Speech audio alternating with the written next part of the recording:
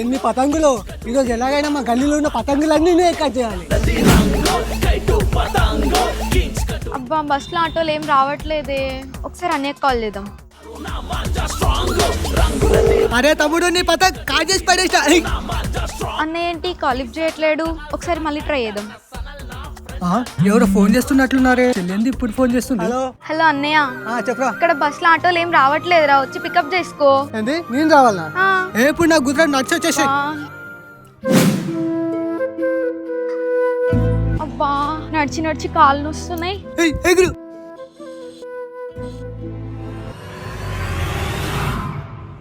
ఏం సౌండ్ అది?